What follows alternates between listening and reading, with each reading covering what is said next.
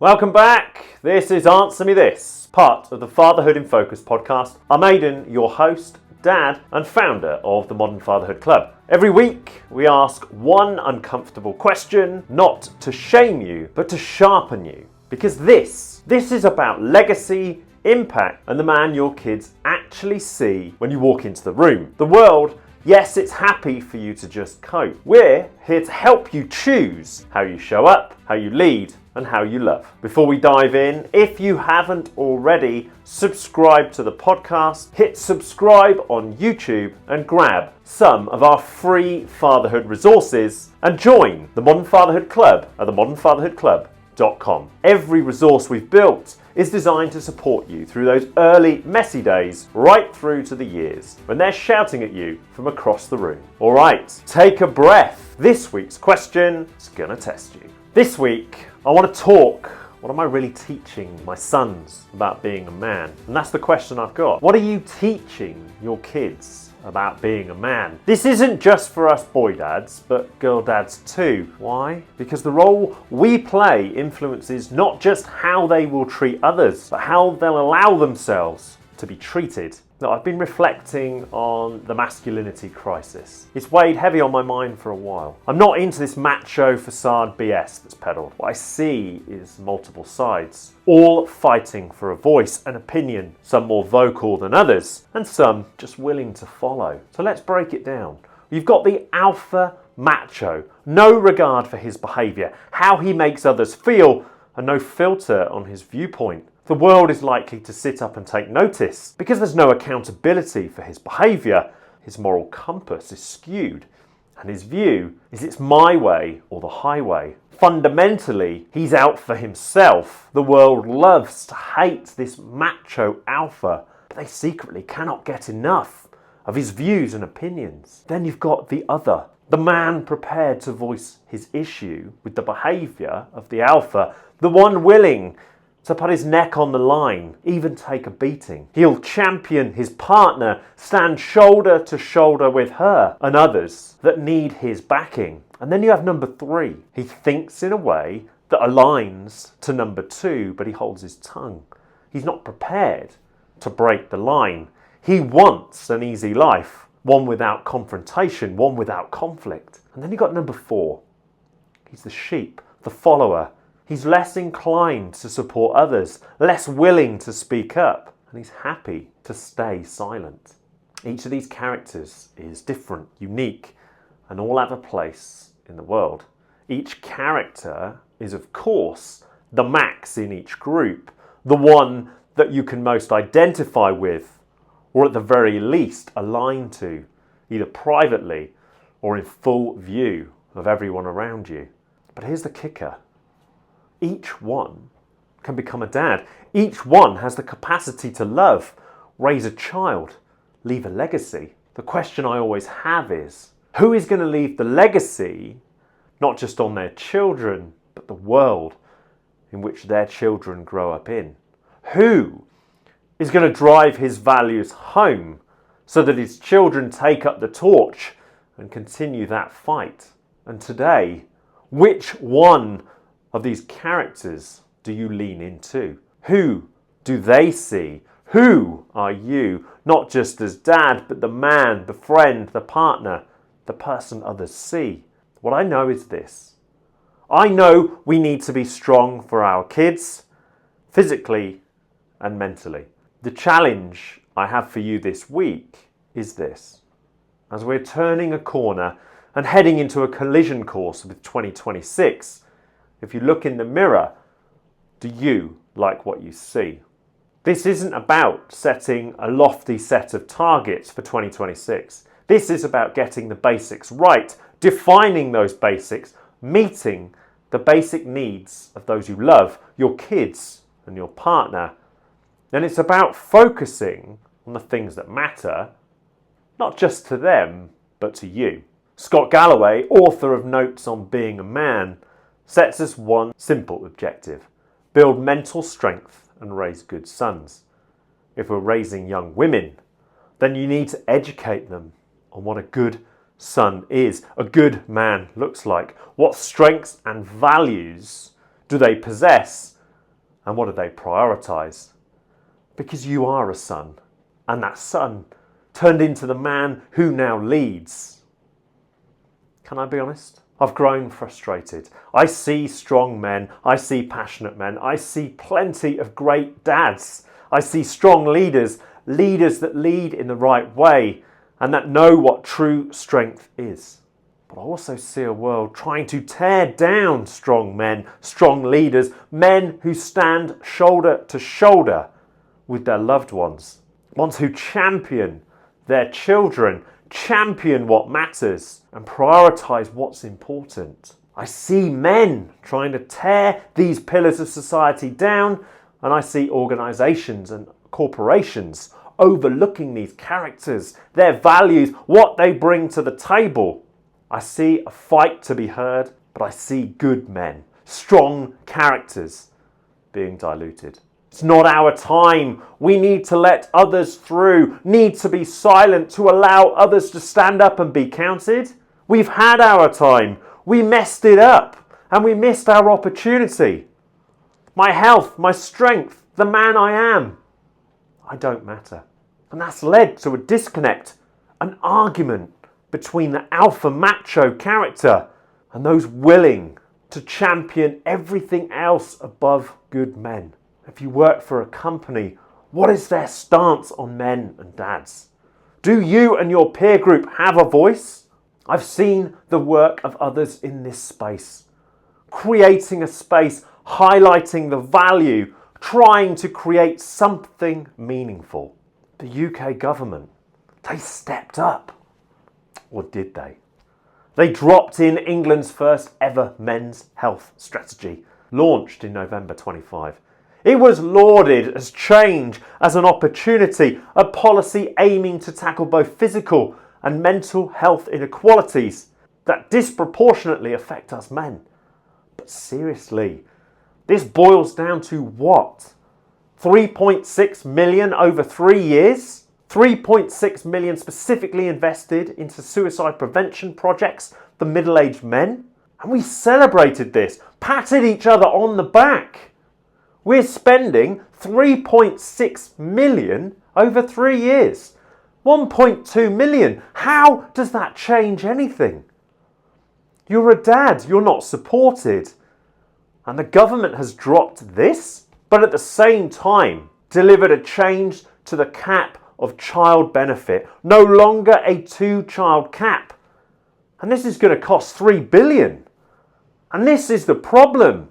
Let me give you a quick breakdown of what is destroying men's mental health. We expect charitable organisations to pick up the slack. They're short on funding, tied up in red tape, and dealing with people who don't give a shit. They have a target to meet. Hit that target and the funding dries up. And at that point we lose momentum because we're not prepared to invest in a quality of life that's reasonable for ordinary people, and we deserve it. But we're also failing to address the way we look after ourselves. Are we failing to tax the shit food that's all around us and is available at the click of a button on your smartphone? Of course we are. We're failing to celebrate strong, healthy men. Not excessively healthy, but men who have got balance. Dads who are trying their best to balance it all and lean into their masculinity. The strategy the government has backed is co-designed with experts and men with lived experience to break down stigma. But this isn't difficult stuff. It's an administrative burden, a cost to you and I.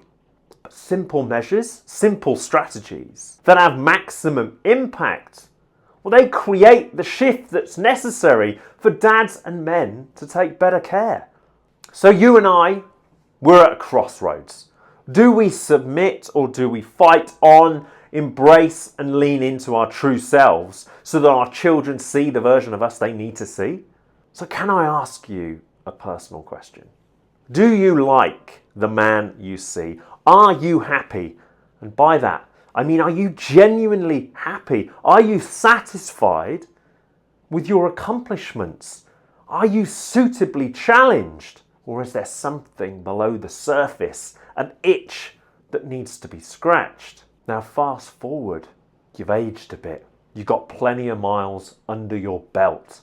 Your kids are grown, 24, maybe 25. What will they say about who you were and what did you teach them? How did the man you are show up in their world? Because if I look at who I am in this world that's filled with excuses, shortcuts, and role models that fail to step up and lead, if my sons became exactly like me today, would I celebrate it? Or would I feel like I let them down? I can get on board with a vision for masculinity, but I won't compromise my values, beliefs, and strengths. I won't play small, and I won't fall for the BS peddled either. Once upon a time, strong men, physically and mentally resilient men, they were celebrated. They stood up and championed what they stood for and what they built. They raised the bar and inspired others around them. They didn't belittle those people who loved them. They were honest, hard-working men. Isn't that what our children need to see today? If we look at the world today, we see a minority pushing an agenda that's loud, aggressive, in your face, repeatedly, and designed to pull you in and wind you up. So here's what I want you to do. If you do one thing this year, shape the man they need to see, play to your strengths, work on your weaknesses, aspire to be better, choose to focus on making better choices, choices rooted in the impact and influence you have on their world. We are behind the curve and we're not catching up. Nobody is going to make it their mission to support you on your fatherhood journey more than the Modern Fatherhood Club. I believe we are destined for greatness. But first, we must choose what that means, how it looks, how it feels, and how it makes those we love feel about themselves. You can bow down, hold back. You can let other voices dictate your children's attention, attitudes, and what they value. My challenge is this. Right now, they're seeing you carrying a lot. They see you trying to make a difference, trying to get it right, trying to switch gears between work and home, trying to stay present even when our minds are racing. It's not perfect, but it's intentional. That's what they need. Sure-footed, masculine leadership in the home. A dad who's proud of the life he built. A dad who thinks for himself, sets the standard tone and energy, and shows his children how it can be done. He doesn't hide behind a bloated ego. He's rooted in truth, authenticity, and honesty. He's human, present and in the room. He recognizes that the role of dad must be defined. He must shape it over time, and he must not let this opportunity to create generational transformation pass him by. You only need to look back in history.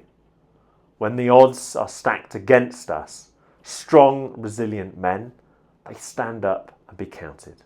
They stand up for what they believe in. They fear no one. Today, we're softened by society's pleasures. It dulls us, saps our energy. It wants us to stand by and let life pass us by, to be ruled and not be rulers. Be honest, we've fallen short. We've missed the opportunity to set the tone. We've allowed the world to influence who we are, what we desire, and what we need, and who we're becoming. But that cannot happen anymore. The day we have children, we are called to serve a higher purpose. The question is, will you rise above the noise? They must see you chasing something that matters, not just doing what I should and what others demand. You want them to take that in, not the pressure, but the purpose. What I'm saying is this: take steps to improve. Not because the internet, this podcast, or because I'm saying it's a good thing to do. Do it because you love your children. Do it because the macho BS cannot win. It cannot shape who they are and who they aspire to be. If I'm honest, I want them to be more than me. I want them to leap where I paused, to lead with curiosity and chase joy like it's the only currency that matters. I don't want to pass down the stress or the pressure or the obsession with doing enough. I want to pass down permission to become who they are, not who I was, and not what the world is telling them to be. I want them to understand their strengths, lean into them, and I want them to stand against the threat of oppression. I want them to discover the truest source of their power. I want you to look at them, and I've said it before. They were born from power and born with power. Our choices, the man we are, that's who unlocks their capacity to live with their eyes and ears open. This is where we stop reacting and start engineering legacy. This is where you teach them what it is to be a man. And if you're a girl, Dad, this is where you show them what a true man is, what he values about himself, and what he fights for. We cannot wait for society to catch up, for society to wake up. We must lead and embrace the strengths we were born with and have built over time. We cannot hide in the shadows behind the screen and leave the world to define masculinity and how it can positively influence the future for our children. So, when you think about this week's question, what are you really teaching your kids about being a man? Please go deeper than before. Give them the edge. Celebrate the role you play, your power, passion, courage, perseverance, and the way you show up. Put a fire in their bellies, but also help them understand who they are, what's important, and how to control that fire. Let them understand the power of self-reflection and self-worth. Show them where the fire comes from and how to use it without burning out and without dimming it for others. My friend, that's the work. That's the work I'm still doing in front of them. That's the work you need to do too.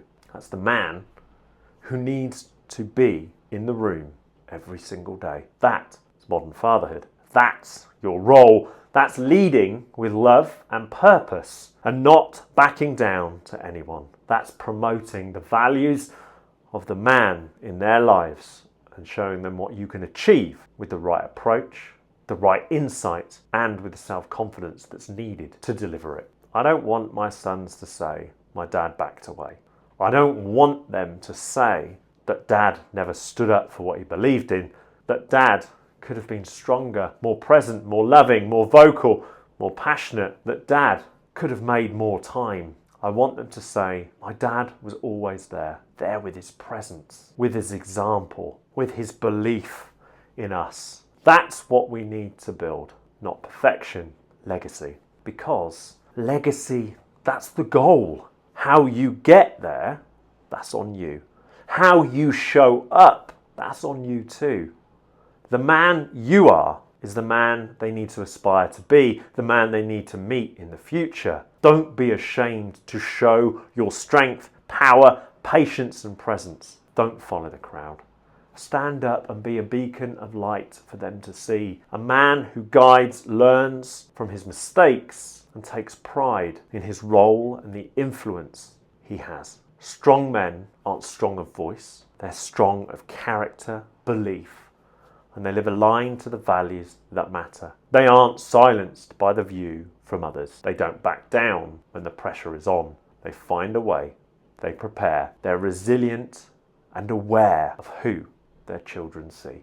I want to thank you, not just for listening, but for making a difference. Your willingness to take on the challenge of asking difficult questions and reflecting on your role and the impact you're having will have a massive influence on how you show up in the moment.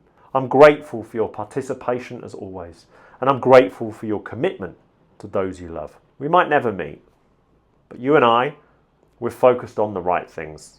It's not just legacy, it's leadership, and it's leadership that will stand the test of time. Thank you. As always, write it down, dive into the detail, creates something so powerful and unique that you cannot wake up and not move toward it.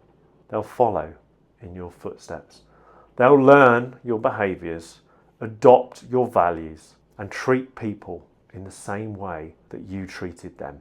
Please remember, as we head into 2026, your role is simple. Give it everything you have. Give them what they need. Celebrate the influence of the people that shape their journey.